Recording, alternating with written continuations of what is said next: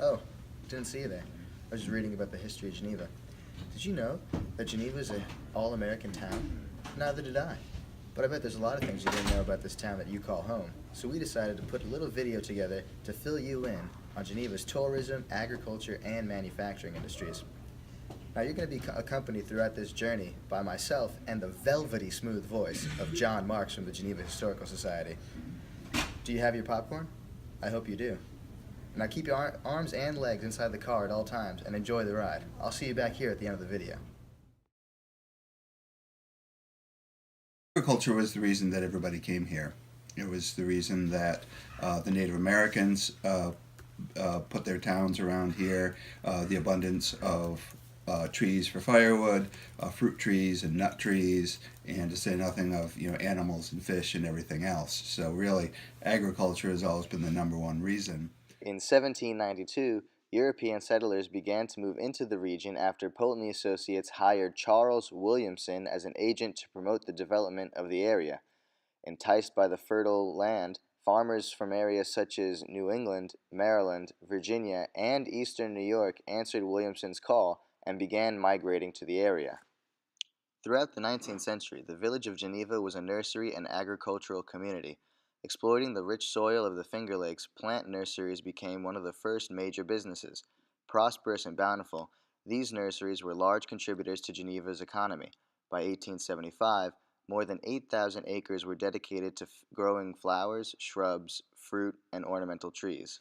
I would say by 1900, and maybe even a little sooner than that, things began to slow down because a lot of it was based on westward expansion, and as those areas out in the Midwest and the Far West filled in, they felt like there were fewer markets for their products. However, kind of the next phase of the impact on Geneva was that these folks were smart enough to diversify. They began taking some of their profits and starting things like optical companies. And Chiron and Standard Optical were very important in Geneva until about the 1950s, I think. The development of the transportation sector in the early 1800s had a considerable impact on the agriculture industry in Geneva. Geneva has always been at the center of a pretty large circle based on canal access and rail access and things like that. The piece that really makes any industry viable is transportation. We had the Erie Canal in 1825, but then in 1841, and I should say we did not sit on the Erie Canal, but we're connected by the Seneca-Cayuga Canal, and we still are today. But in 1841, we got the first railroad, and that is right about the time the first nurseries began to organize. They would grow all the plant material, and then they would pack it up into these giant crates that weighed about 1,000 pounds apiece, and then there was the problem of shipping it. You probably could ship them by canal, but what really took off was when they had the trains, because then they could just take them downtown to the freight depots, load them on the trains, and then the boxcars could take them to wherever. By the 20th century, Geneva was characterized by industry.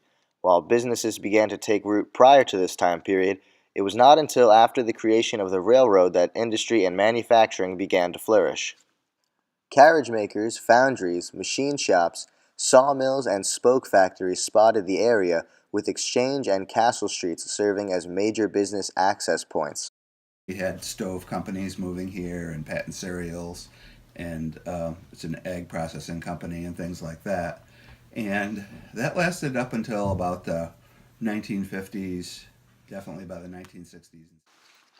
In the early 1940s, we had the Seneca Army Depot and the Sampson Navy Training Station that both brought an influx of people. We always had bars and restaurants, but now our service industry economy expanded and became a 24-hour industry town. Geneva was the closest Liberty town that made it easy for soldiers to pass through if they had a one-day pass. Geneva was somewhere they could go. This influx of military personnel also increased our rental industry. The closing of the military bases led to dramatic changes in the Geneva economy. With larger companies closing or relocating to larger urban areas, the economic base of the city began to transition to smaller businesses. Tourism continued to preserve the prosperity of the region. Located on the Seneca Lake Wine Trail, And with over 100 vineyards and wineries in the region, tourism has become a major cornerstone of the Geneva economy. Well, welcome back. I hope you learned a lot. I know that I did. If you have any complaints, please send them to dun@hws.edu. All hate mail will be directed right to there. Well, that's all for us. I hope you had a good time, and we'll see you next time. Good night, Geneva.